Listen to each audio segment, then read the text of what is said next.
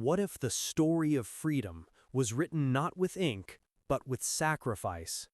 What if one man's life became the bridge between centuries of oppression and the dawn of democracy? This is the story of Nelson Rolihlahla Mandela.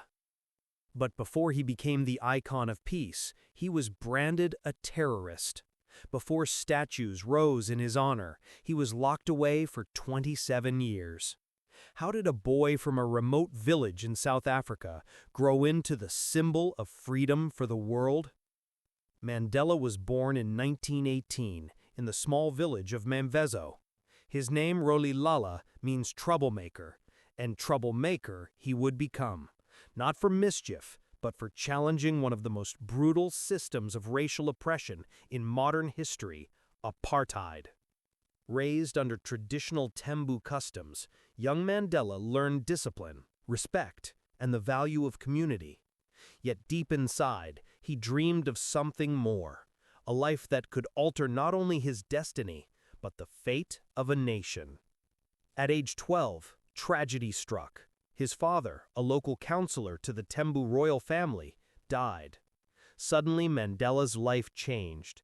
He was taken to live with Chief Jongin Taba, the acting regent of the Tembu people.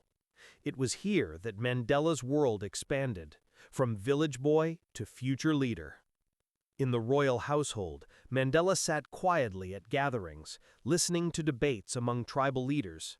He watched how authority was exercised, how power could unite or divide. It was political education, not from books, but from life itself. His path led him to missionary schools, where he was introduced to English culture, Christianity, and the idea of justice beyond tribal customs. Teachers called him Nelson, a colonial practice of renaming African students. That single name would one day echo across continents. Mandela absorbed knowledge relentlessly.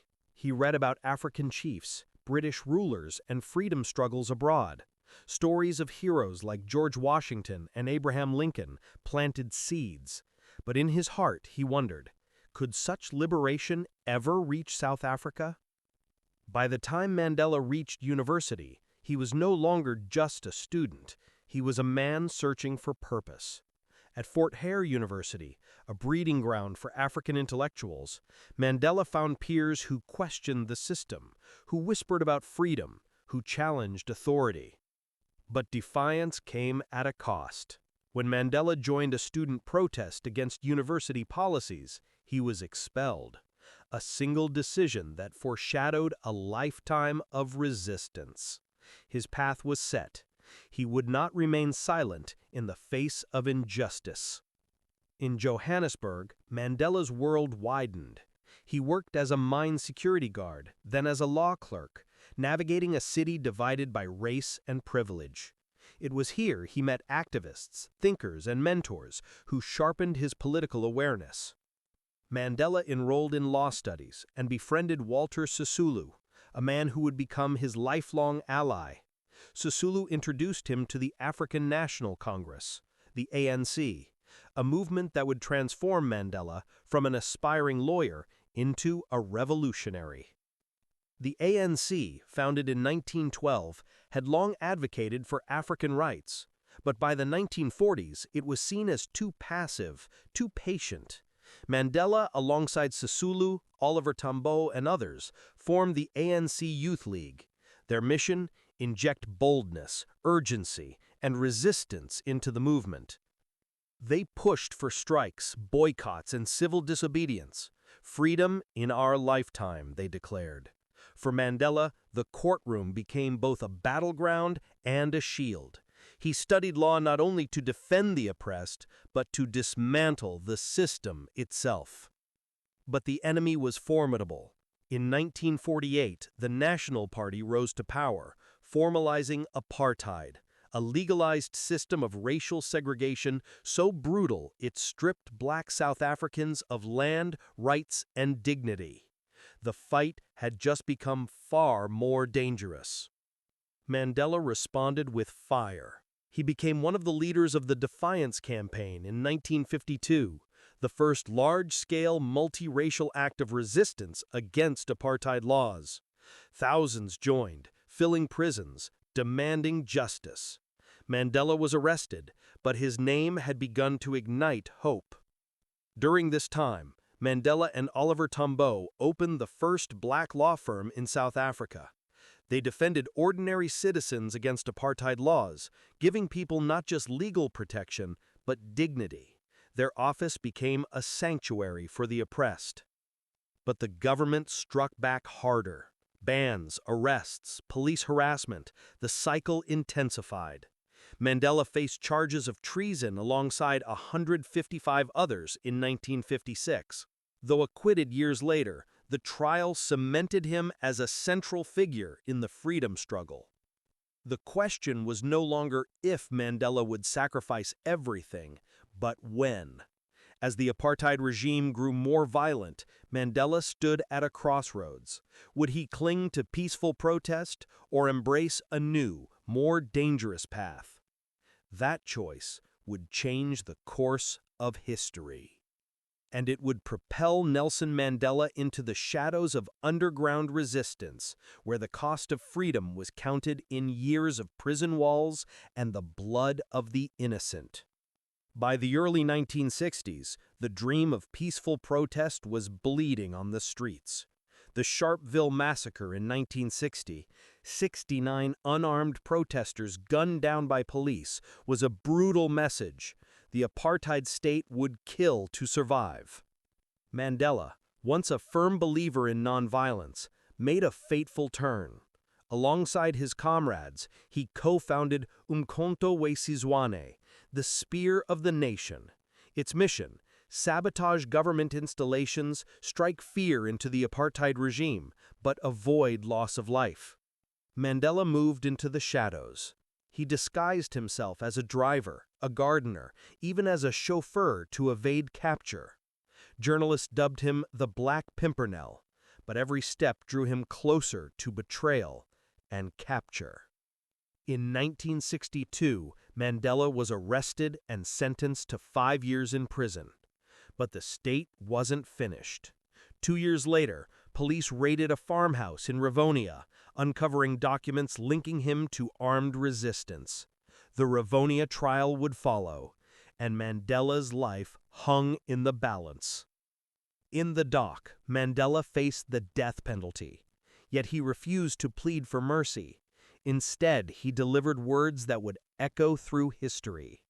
"I have cherished the ideal of a democratic and free society. It is an ideal for which I am prepared to die." The world listened.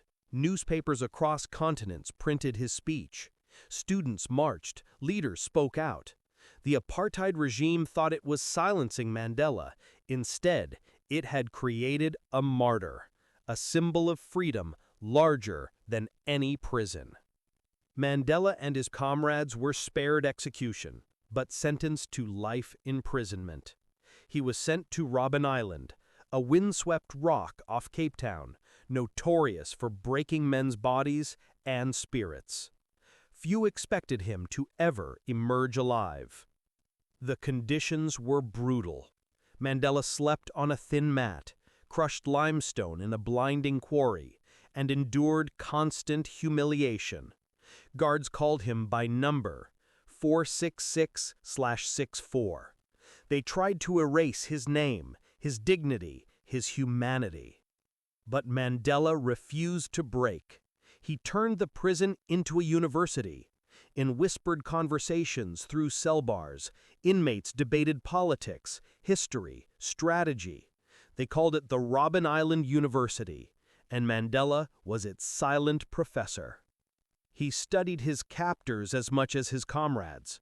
He learned Afrikaans, the language of his oppressors, and used it to disarm guards. Even in chains, Mandela's weapon was his mind, sharper than any blade. Outside the prison, the world was changing. The anti-apartheid movement gained momentum. Boycotts, sanctions, and international campaigns echoed Mandela's name. He had disappeared behind bars, Yet paradoxically, he had never been more present. The apartheid regime tried to erase his image. Photos of Mandela were banned. His voice was silenced. Generations grew up never hearing him speak. And yet the absence itself became a haunting presence, a void filled with myth and power. Mandela endured solitary confinement, illness, and the weight of endless days.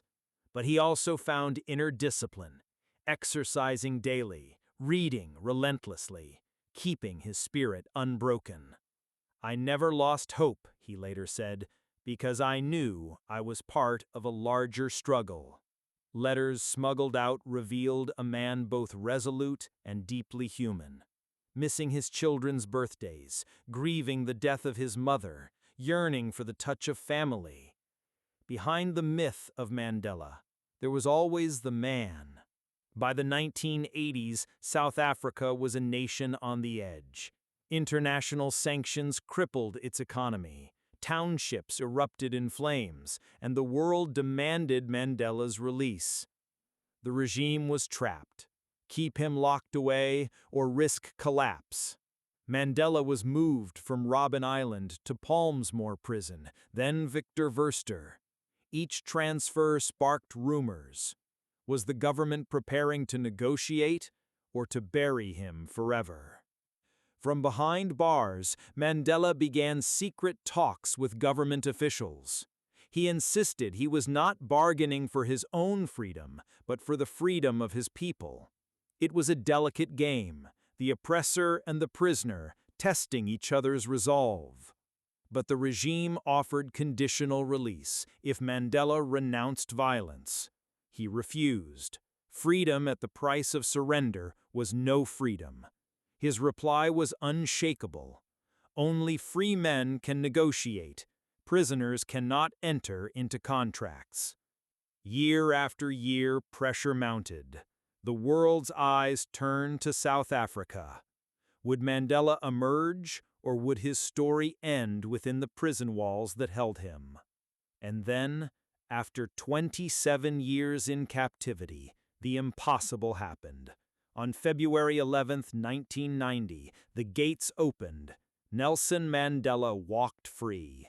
Not defeated, not broken, but taller than ever. The world held its breath. The struggle was entering its final chapter. February 11, 1990. After 27 years, Nelson Mandela walked through the prison gates. The world erupted. Crowds wept, sang, and danced. Yet behind the cheers lay a burning question. Could this man heal a nation torn apart by centuries of racial hatred? Mandela was no longer the fiery young activist who entered prison. Time had shaped him into something more powerful, a statesman. He carried himself with discipline, humility, and a quiet strength. South Africa had gained not just a leader, but a reconciler. But freedom was fragile. The early 1990s were marked by violence, township wars, political assassinations, and massacres. South Africa teetered on the edge of civil war. One wrong move could have plunged the nation into chaos. Mandela chose dialogue over vengeance. He sat across from the very men who once caged him. With calm resolve, he told the apartheid regime, "We are not enemies. We must work together." His greatest weapon was forgiveness. Hope. Negotiations were long, tense, and often on the verge of collapse. But Mandela never wavered. He knew compromise wasn't weakness. It was survival. He fought for one goal, a multiracial democracy where every South African had a voice. But the struggle wasn't just at the table. Mandela survived assassination attempts, smear campaigns, and betrayals. Every day was a test of endurance. Could one man's vision hold against forces determined to tear the nation apart? In 1993, hope triumphed. Mandela and F.W. de Klerk, the last apartheid president, were awarded the Nobel Peace Prize. It was not just an honor, it was a sign to the world that South Africa was ready to step into a new chapter. Yet violence still threatened to derail progress. In 1993, Chris Hani, a popular anti-apartheid leader, was assassinated. Rage filled the streets. Mandela addressed the nation on television, urging calm. "Tonight I am reaching out to every South African. Let us walk away from the precipice." His words prevented civil war. And then came history's turning point, April 27, 1994. South Africa's first democratic elections. Millions queued for hours, many voting for the first time in their lives.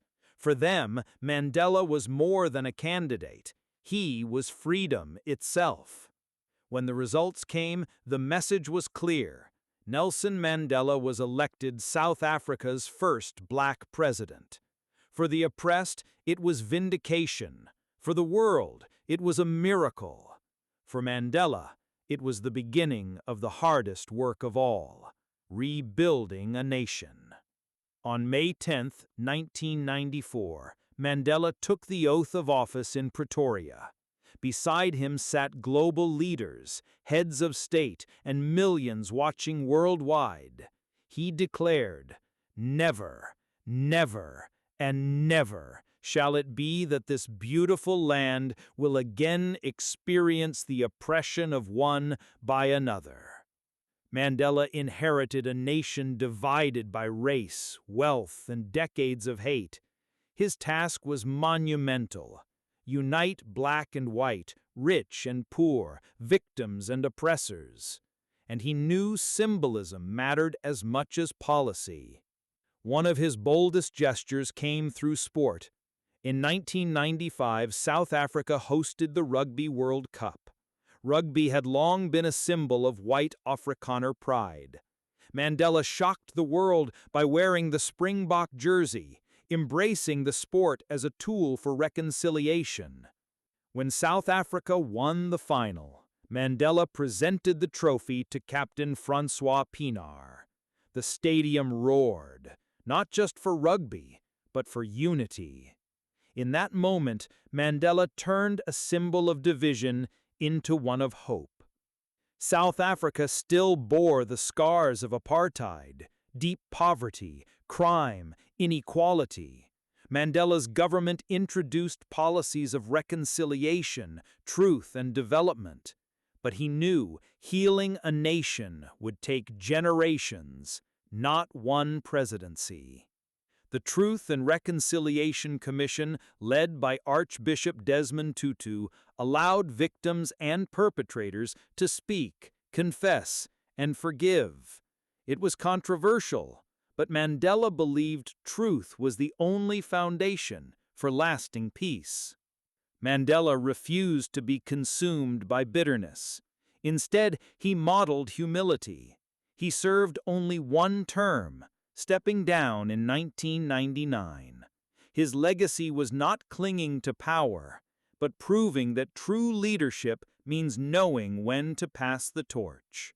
In retirement, Mandela remained a global voice, championing HIV/AIDS awareness, peace in Africa, and education. He built schools, foundations, and inspired a new generation to see leadership as service, not privilege. The boy once called troublemaker had become the world's grandfather. From the dusty village of Mevzo to the presidency, his journey was a living testament. Greatness is not born, it is forged in fire. But how does a man who carried so much hope prepare to leave behind a world still burdened with injustice? The final chapter of Mandela's life would test not only him, but us all. As Mandela stepped away from the presidency in 1999, many wondered, what now for the man who had given his life to a cause? But Mandela's mission wasn't over. His battlefield simply changed. He turned his focus to a new enemy ravaging South Africa: HIV/AIDS. While many leaders were silent, Mandela raised his voice. He admitted his own family's pain. His son, Magato, had died from AIDS. Mandela broke the silence, urging honesty and compassion. He launched campaigns for testing, treatment, and education. In his twilight years, Mandela wasn't chasing power, he was saving lives. His message was clear: true leadership means facing the problems others are too afraid to confront. Mandela also became a moral compass for the world. He spoke out against wars, against poverty, against leaders who clung to power. To him, freedom was meaningless if it wasn't shared globally. Yet, even as the world celebrated him, Mandela lived simply. He returned often to his childhood home in Kunu, sitting under the same trees where he once dreamed as a boy. For Mandela, greatness never erased humility. In private, he loved dancing, telling jokes, and enjoying time with his grandchildren. Behind the global icon was a man who cherished ordinary joys. Mandela taught us that heroes are also human, but time spares no one. In his later years, Mandela's health began to fade. The man who once endured prison walls with unbreakable strength now struggled against age and illness.